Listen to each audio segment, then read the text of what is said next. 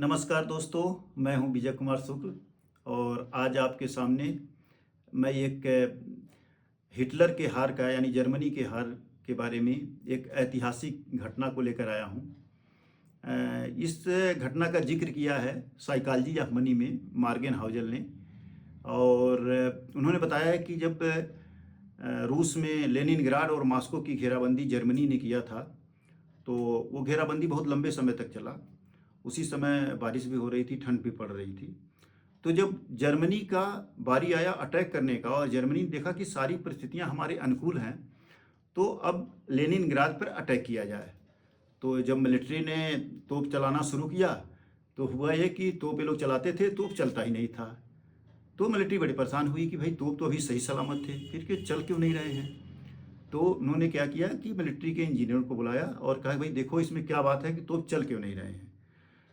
तो जब तक इसके इंजीनियर थे वो जब देखे उसको जांच किए तोपों का, तो उन्होंने पाया कि साहब ये पूरी जो वायरिंग सिस्टम है वो पूरी वायरिंग सिस्टम तो काट दिया गया है। तो ये हुआ भाई वायरिंग सिस्टम को किसने काटा और पूरी शॉर्ट सर्किट क्यों हो गई।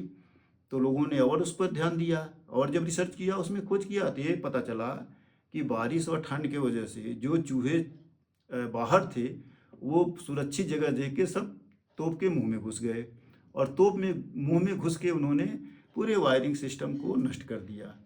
और फिर इस वजह से जर्मनी मॉस्को पे लीड नहीं ले पाया या लेनिनग्राद की घेराबंदी करके भी लेनिनग्राद को जीत नहीं पाया।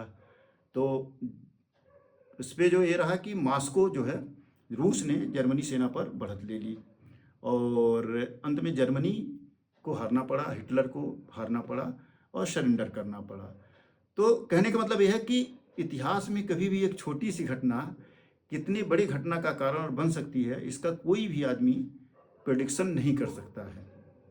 इसके बारे में बड़ी एक मज़ेदार थ्योरी भी है, उस पर बहुत रिसर्च भी हुआ है। मैसाचुसेट्स यूनिवर्सिटी में MIT में इस पर एक रिसर्च करने वाले थे। उनका नाम था 1960 के डिकेड्स में एडवर्ड लॉरेंस उनका नाम था। तो इसका नाम ही दिया गया है क्योस थ्योरी या बटरफ्लाई इफेक्ट।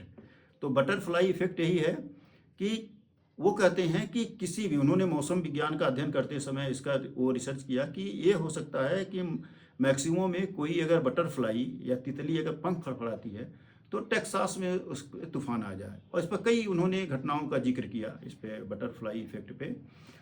तो कभी भी कोई भी छोटी घटना कितनी बड़ी घटना का कारण बन सकती है, इसके बारे में आप अंदाज़ा नहीं लगा सकते हैं।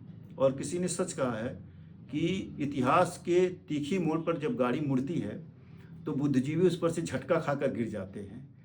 तो आज की बात यहीं पर ख़त्म करते हैं। किसी दिन मैं बटरफ्लाई इफेक्ट के बारे में पूरे ऐतिहासिक रूप से पूरे तथ्यों के साथ और उदाहरण के साथ मैं आपके सामने पूरे बटरफ्लाई इफेक्ट को लेकर आऊँगा कि कैसे कैसे एक छोटी सी घटना कितनी बड़ी घटना का कारण बन गई।